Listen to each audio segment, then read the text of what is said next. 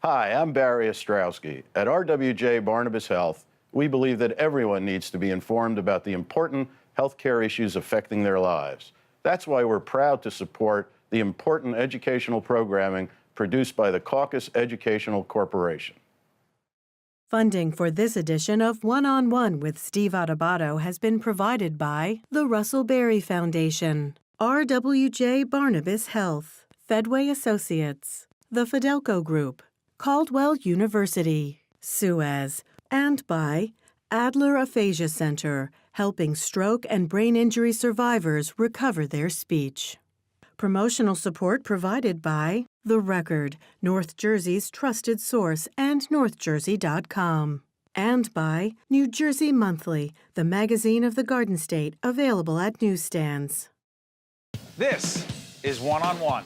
I'm an equal American just like you are. The jobs of tomorrow are not the jobs of yesterday.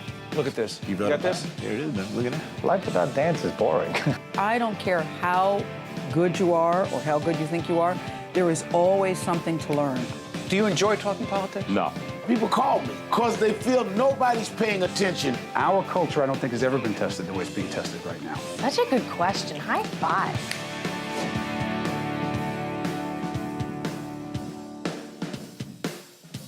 Welcome to One-on-One. I'm Steve Adubato. This has got to be, you have to be one of the most fascinating people I've ever spoken to. People are going to find out in a second. She is Melina Macall.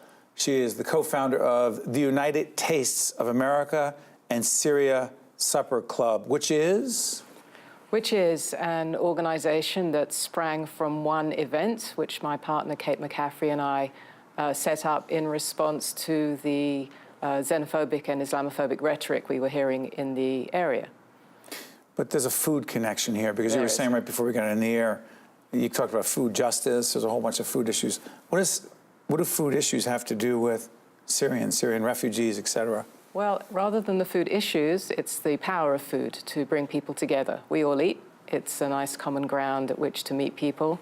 And we wanted to bring people together and create connections and show support of our, at that point initially, our Muslim neighbors, to show that there were people in New Jersey specifically who did not agree with then Governor, well, he still is our governor, but Governor Christie's program, yes. Yes, comment in November of 2015 that no Syrian refugees could come to the state. We wanted to respond, and we wanted to respond in a positive way. So we brought people together. Our very first event, we didn't know it was our first event, we thought it was an event, was a Christmas Day meal, a traditional Jewish Christmas Day meal of Chinese takeout with Jews and Muslims in a synagogue, and in fact the broader community as well. What was it like? Fantastic. What made it so great?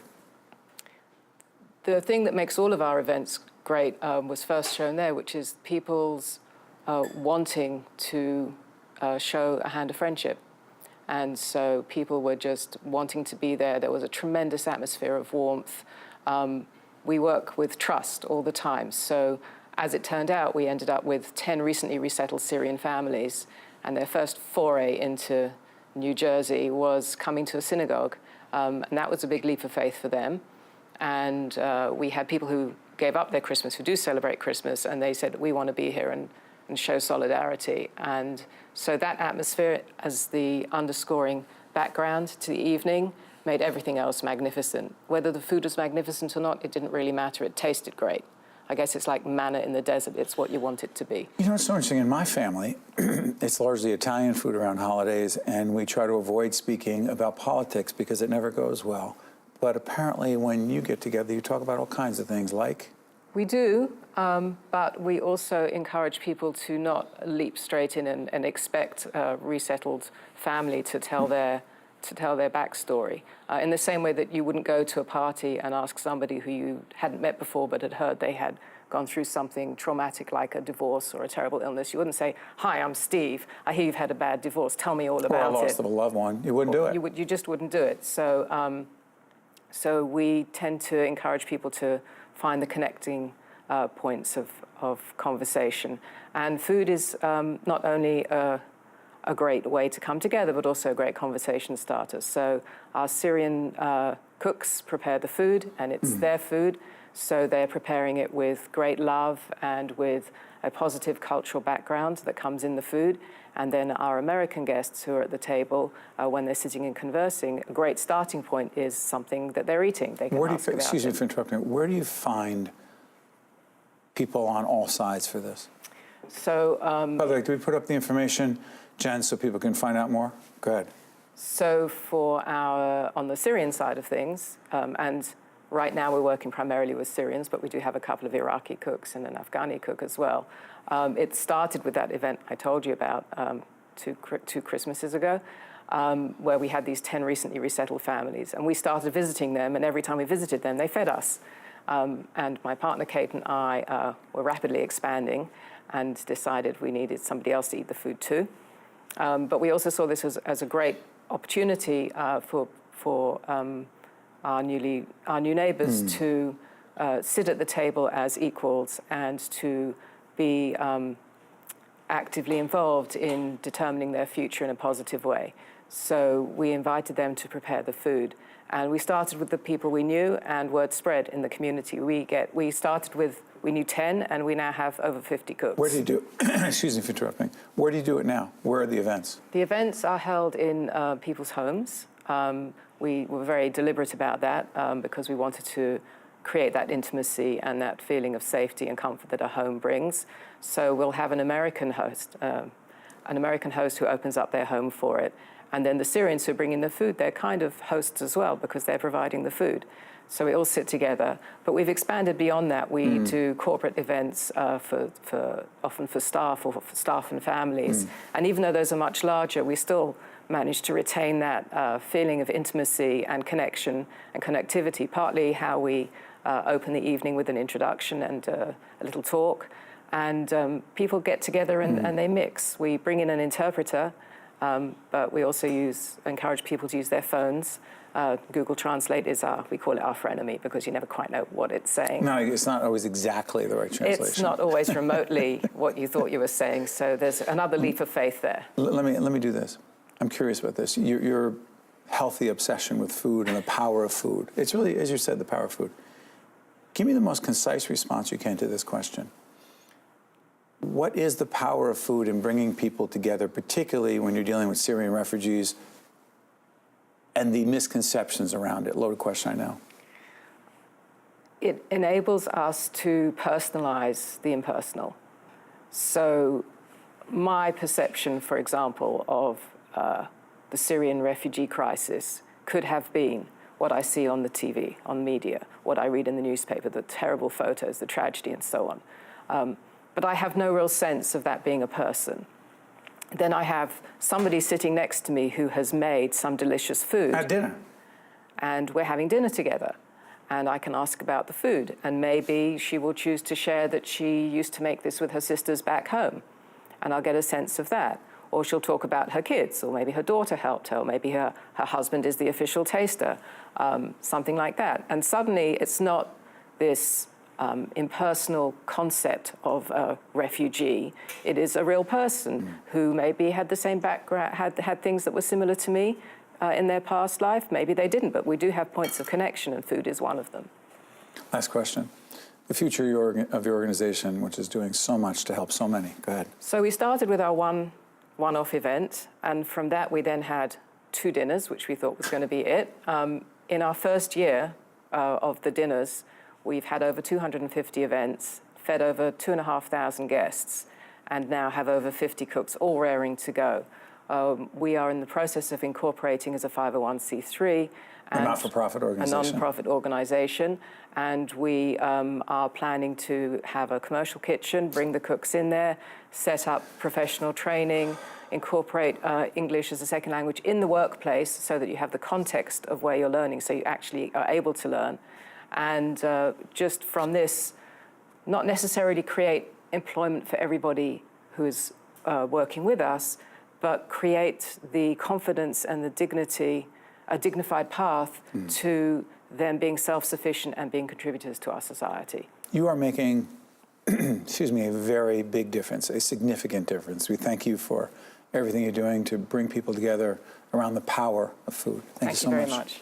Appreciate it. Thank you for having us. This is One on One We'll be right back. Thank you very much. To watch more One-on-One with Steve Adubato, find us online and follow us on social media. We now welcome Patty Sly, who is the President and Chief Executive Officer of an absolutely terrific organization making a difference in the lives of so many people who need help, the Jersey Battered Women's Service. Good to see you, Patty. Thank you for having me. Describe your organization. We are a domestic violence agency that serves victims and their families who are facing domestic violence and trying to establish safety and have permanent self-sufficiency. Patty, how pervasive is the problem of domestic violence today in 2017 as we tape this program? 1 in 3 women in their lifetime will be a victim of abuse, and there are also men who are victims as well. And it is, when you think in terms of prevalence related to breast cancer, it's twice as common. Why? It's underreported, it's misunderstood, it's hidden in many people's eyes, and there is an unwarranted but pervasive shame associated with coming forward and seeking services. Some of the most common, I use the term, misconceptions about domestic violence include? That it only happens to poor people, or it only happens in cities, or only certain ethnicities or religions or uneducated people. It is an equal opportunity problem. It's in every community. How'd you get into this? I was working in a hospital and was partnering with Jersey Battered Women's Service on identifying victims who were hospitalized. I became a volunteer on the finance committee at JBWS, and then the executive director left, and the rest is history. You know, Patty, I say this all the time, but we got into this so many years ago in order to provide important, valuable public information. And so in that spirit, the website is up right now, but there's also a 24-hour hotline. We don't tell the location of where your offices are, but what can we tell people right now watching who either are experiencing domestic violence and are looking for help, or you potentially, and this is a more complicated piece on some level maybe, is if you know of someone, what do they do right now? So they can call the hotline for sure, 24 hours. There's a trained counselor on the other end who can talk them through the problem, help them either address their own problem or know effectively how to support somebody who they think is being victimized. There's a mnemonic device that's on our website that's called Concern that helps people speak with a potential victim in a non-judgmental and supportive way, and that's often very helpful as well. We're looking at some material. We're looking at the Concern piece right there. For those of us who have seen situations, or think we either see situations or think there might be a possibility of domestic violence and don't know what to do, what do you say to us? So the best thing you can do is express your concern in a confidential way to the potential victim. Tell them what you've observed that has caused that concern. Do it in a non-judgmental way. What does that mean, non-judgmental? There's a lot of victim blaming that goes on.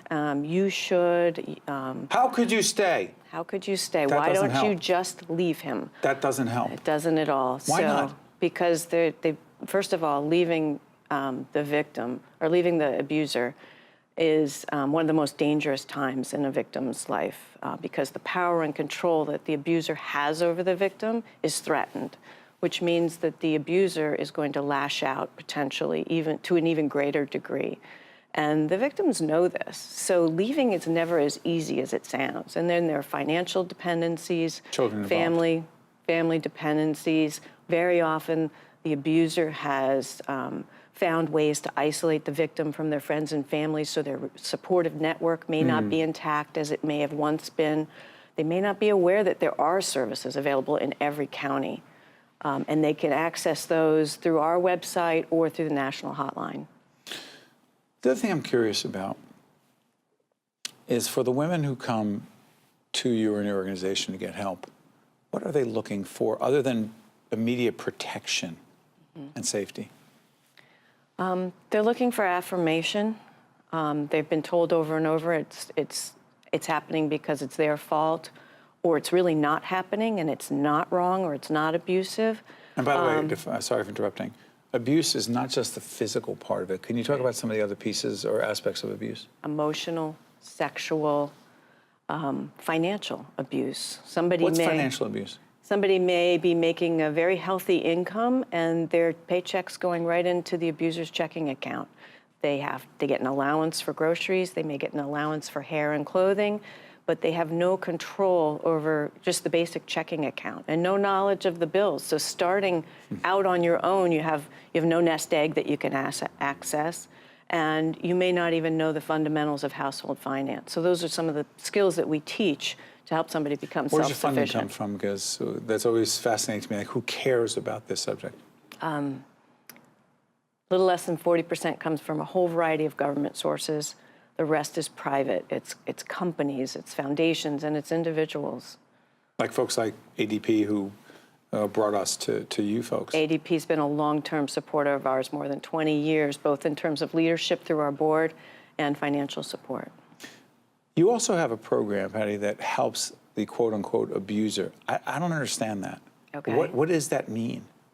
So it's a counseling program that's designed after a nationally demonstrated curriculum, 26 weeks of group support and counseling services, that's designed to hold the abuser accountable for their actions and give them a better understanding of the choices they face in their relationships. It takes 26 weeks for somebody to change what might be a lifelong pattern.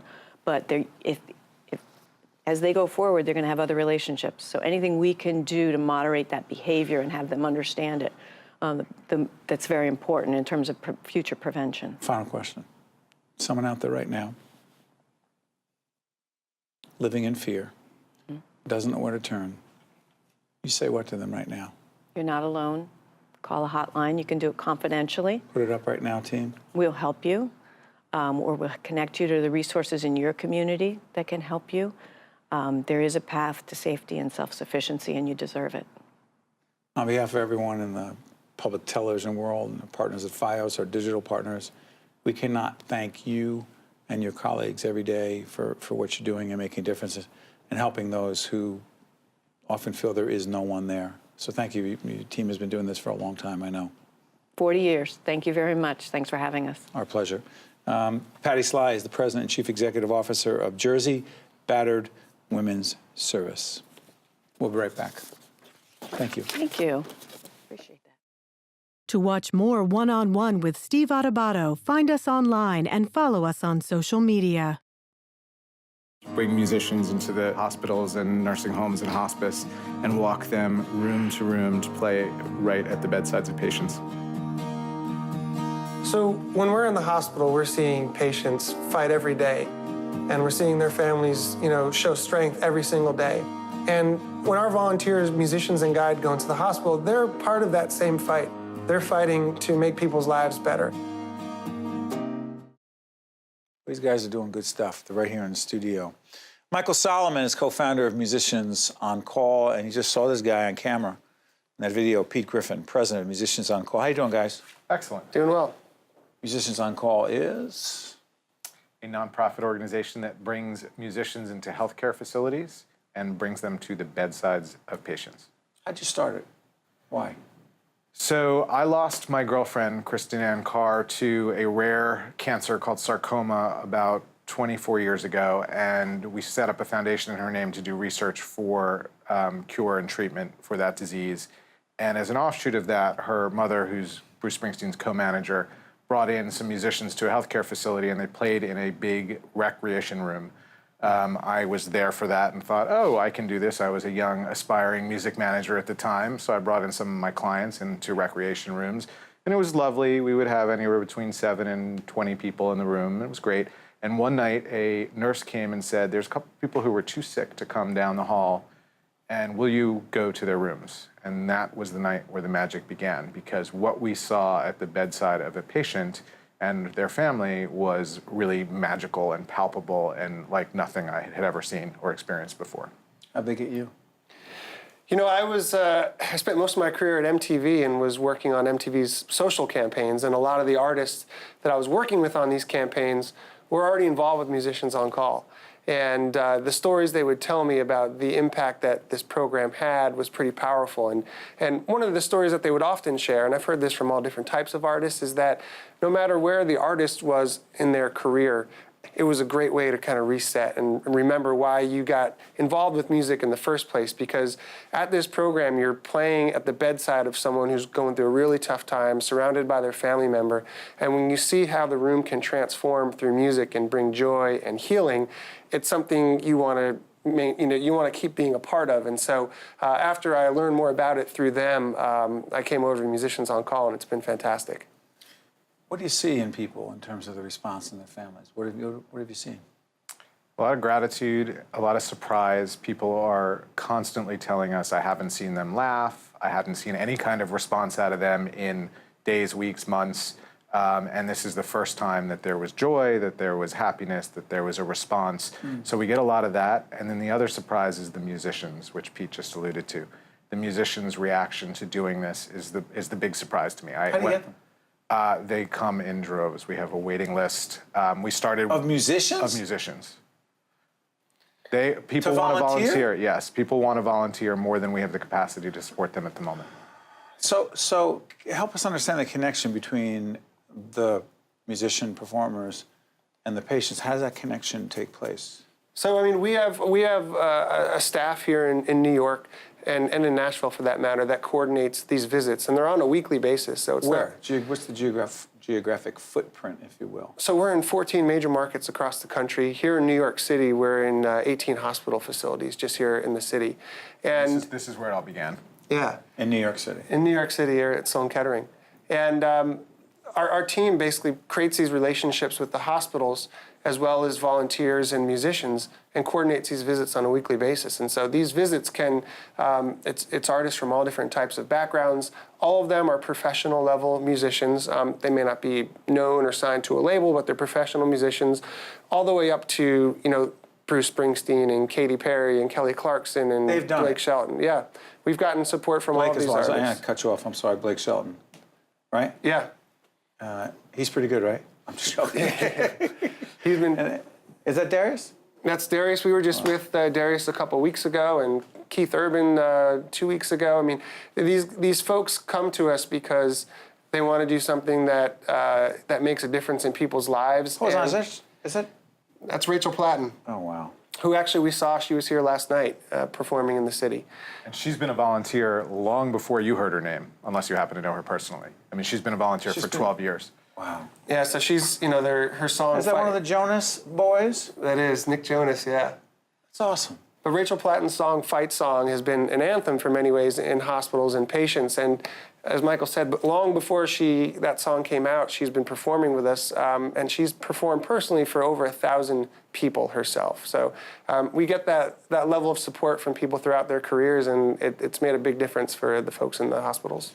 I'm wondering, because the demand is so great, you have these performers, but we're also seen in several states, but there's a big audience on the Jersey side. You are not there. We have a program in Camden. Which is which hospital is it? Is Our Lady of Lourdes? I think it is Lourdes. Okay, yeah, that's Lady right. of Lourdes. Okay. That's right.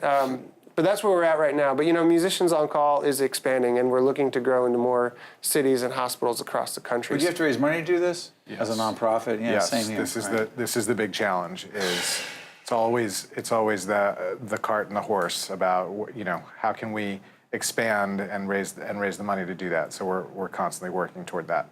And the artists support us in doing that. They play events for us. Yes. To raise money? Yeah. What can people do right now if they wanted to be helpful? Well, they could, first of all, they could just go to our website, musiciansoncall.org. Pull it up right now. And when you go to the website, we've made it real easy. If you want to become a volunteer, that process starts online. How can they volunteer? I mean, volunteer. So the cool part about Musicians on Call is you don't just have to be a musician to get involved. When those musicians are going room to room, we actually have a volunteer guide who can just be a music lover that's trained at that specific hospital facility. So you get to learn how the hospital works, where to go in the hospital, and then you show up, and next thing you know, you might be walking around with Kelly Clarkson or a great local musician, and you take them room to room. So if you go to our website, you can find out how to volunteer. And then we also have a lot of events and auctions and other opportunities for people that want to, support us in a fun music-related way, but also know that money is going straight to the organization. 74% of each dollar goes to our programs.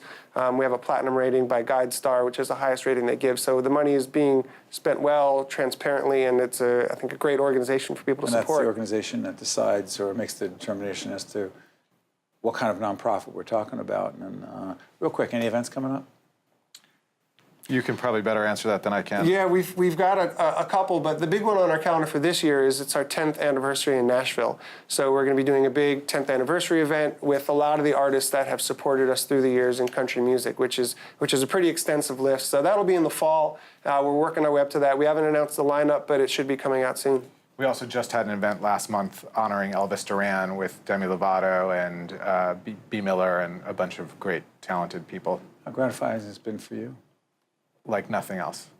Giving is the greatest thing you can do. Giving your time, giving your money, it comes back to you in droves. Well said. Michael and Pete, we thank you for joining us here on the Public Television family and wish you and your colleagues at Musician on Call nothing but the best and continue to make a difference. Thank you. Thank you very much. One-on-One with Steve Adubato has been a production of the Caucus Educational Corporation, celebrating over 25 years of broadcast excellence. Funding for this edition of One-on-One with Steve Adubato has been provided by the Russell Berry Foundation, RWJ Barnabas Health, Fedway Associates, the Fidelco Group, Caldwell University, Suez, and by Adler Aphasia Center. Transportation provided by Airbrook Limousine, serving the metropolitan New York, New Jersey area. Hi, I'm Eric. You might see me as an ordinary person, but I've been living with a brain injury for nearly 2 years. One of my struggles is short-term memory loss. At Opportunity Project, I'm given hope and support, and I've gained my confidence back through the job placement program. Despite my challenges, I have a reason to keep improving. Today, even though life has changed me, I believe that anything is possible. If you have a brain injury, you don't have to face your road to recovery alone.